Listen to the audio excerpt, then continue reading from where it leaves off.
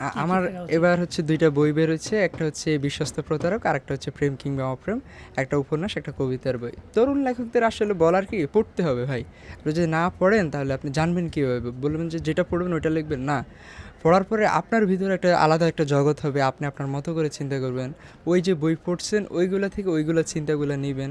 তারপরে যেই ওই যে বলে না আমি ছোটোবেলা থেকে পত্রিকা পড়তাম তো এখানে যত শব্দ একটা সময় লিখতে লিখতে হবে কি আপনার লেখা ফুরিয়ে যাবে। কারণ আপনার ভিতর থেকে ওয়ার্ড আর বের হবে না। তখন আপনি কী লিখবেন? এই যে পড়লে আপনার মধ্যে হচ্ছে শব্দগুলো মানে শব্দ ভাণ্ডার যে জিনিসটা এই জিনিসটা আমার মনে হয় খুব দরকার মানে পড়ার বিকল্প নেই লিখতে হলে।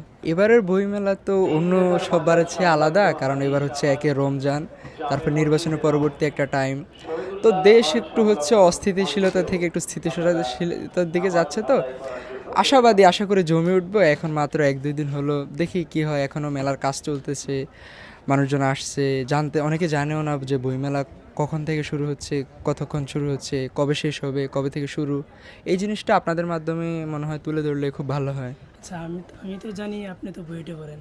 জি তো বুয়েটে পড়ার সুবিধার্থে আপনি লিখছেন যে বিশ্বস্ত প্রতারক নামে একটা গল্প জি বা একটা হচ্ছে কবিতা।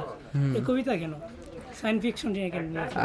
কবিতা কেন আমি ছোটোবেলা থেকে হুমায়ুন আহমেদ জাফর ইকবাল তারপর বঙ্কিম শরৎচন্দ্র রবীন্দ্রনাথ এই বইগুলো পড়েই আমি বড় হয়েছি আমি মানে স্কুল কলেজের বইয়ের থেকে আমি কি করতাম বইয়ের ভিতরে একটা গল্পের বই লুকিয়ে রাখতাম তো ওই আম্মু যখন আসতো তখন আমি কী করতাম ওটা উল্টাই ফেলতাম ওটা ভিতরে পড়ে যেত এই ফাঁকে আমি হচ্ছে স্কুলের পড়া বাদ দিয়ে আমি বই পড়তাম তারপরে আমরা যখন 6-7-এ পড়ি তখন হচ্ছে একটা বইয়ের একটা ছিল বিশ্ব সাহিত্য কেন্দ্রের নাম নিশ্চয়ই শুনেছেন ওইখানে একটা ছিল যে আলোকিত মানুষ চাই ওই বই দিত প্রতি সপ্তাহে একটা করে বই নেওয়া যাইতো লাইব্রেরি থেকে ওরাই দিত আবদুল্লাহ আবু সাইদ স্যারের এই উদ্যোগটা ছিল তো ওইখান থেকে আমি কী করতাম প্রতি সপ্তাহে 2টা করে বই নিতাম তো আসলে ভাই ওই একটা হচ্ছে ফ্যাশনের জায়গা আরেকটা হচ্ছে পেশার জায়গা একটা শখ আরেকটা হচ্ছে আপনার করতে হবে কর্মজীবন ঠিক আছে 2টা জিনিস আলাদা ফ্যাশন একটা আর পেশা আলাদা জিনিস আচ্ছা, এখন যদি আমরা আপনার বই লেখার জার্নিটা একটু শুনতে চাই, কিভাবে এখানে লেখা হলো?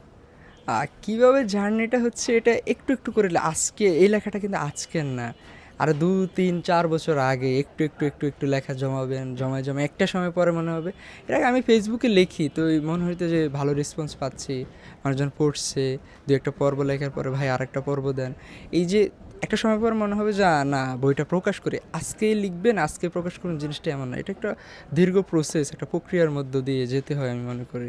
আচ্ছা, পাঠকদের উদ্দেশ্যে কি বলার আছে? পাঠকদের উদ্দেশ্যে বলবো যে বই পড়েন একটু বিশেষ দেখে করে তরুণ পাঠকরা যারা আছেন তরুণ পাঠকরা তো এখন বই পড়ে না সবাই তাদের ফোনে উদ্দেশ্যে কি বলবেন? তারা পিডিএফ পড়তে আগ্রহী তাদের উদ্দেশ্য অবশ্যই এখনও কিছু মানুষ আছে যারা বই পড়ে পড়তে আগ্রহী ইভেন কি তারা দেখবেন এসে খুঁজে খুঁজে বইগুলো বের করে ওই তাদের উদ্দেশ্যে এই যে ধরেন 100 জন তরুণের মধ্যে যদি 10 জন তরুণও আসে ওই 10টাই কিন্তু একটা অ্যাসেট হিসেবে দাঁড়ায় আগে কিন্তু দেখা যেত বিনোদনের কোনো মাধ্যম ছিল না আমরা ছোটোবেলায় টিভি দেখতাম আর বই পড়তাম ফোন টোন ছিল না কি করব তো এখন তো অনেক কিছু করার আছে তো এই তরুণ পাখিদের আসলে ওই বই যারা পড়বে তারা পড়বে। পাঞ্জাবের জগতে একটি বিশ্বস্ত নাম শাবাব এথনিক ওয়্যার।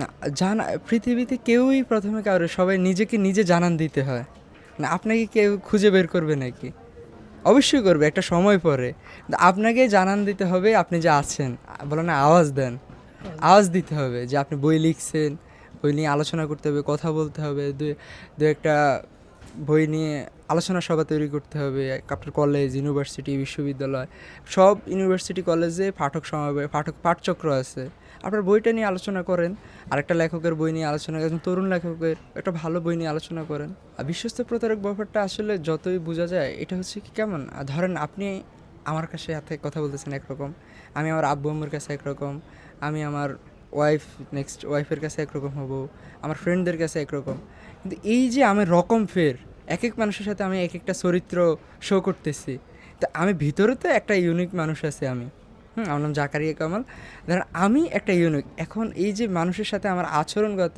তো এই জিনিসটা তো আমার মূল কম্পোনেন্ট তো আমি আমি কেউ আমার শত্রু আছে কেউ আমাকে পছন্দ করে কেউ আমাকে অপছন্দ করে কেউ ভালোবাসে কেউ ঘৃণা করে তো এই যে আপনাকেও করে আমাকেও করে সবাইকে করে তো এই যে একটা বিশ্বস্ততা একটা প্রতারণার একটা খেলা না যে মনে হয় আপনি ভালো আবার কারো কাছে আপনি খারাপ হ্যাঁ অবশ্যই, আমার আব্বু আম্মু সবসময় অ্যাপ্রিসিয়েট করে। ইভেন আমার আব্বু আম্মু আসে বইমেলায়, ছোটোবেলায় ওরাই আমার বইমেলা নিয়ে আসতো। তখন মানে আমি চিন্তা ছিল যে হয়তো আমারও একদিন বই থাকবে। অবশ্যই আব্বু আম্মু সাপোর্ট করে। ফ্রেন্ডসরা আসে, ওরাও বইমেলা, গত বছর বইমেলা এসেছিলো, এবারও এসছে, হয়তো আসবে। আমার বন্ধুদের উদ্দেশ্যে কী বলবো, ওরা তো ওরা কী বলবো, ওরা খুব ভালো, বাট হচ্ছে মানে একটু পচায়। হ্যাঁ পচায়, অনেক পচায়। বন্ধুরা কি আর আপনার বই অ্যাপ্রিসিয়েট করে, বই পড়ে। হ্যাঁ পড়ে? অনেকগুলো কবিতা আছে, ধরেন কিছু প্রেম বিষয়ক আছে, কিছু রাজনীতি বিষয়ক আছে, কিছু জীবনবোধের একটা গভীর মমত্ববোধের একটা ব্যাপার আছে। এই নিয়ে কবিতাগুলো মানে আপনি যদি এইগুলো পড়েন, মানে সূচিপত্রগুলো দেখেন, আপনার ভালো লাগবে, বা যে কোনো পাঠক দেখলে ভালো লাগবে। এমনি আমি বলি না যে আমার বইটা কিনেন, বাট দেখেন, দেখে যদি ভালো লাগে দেন নিতে পারেন, এই।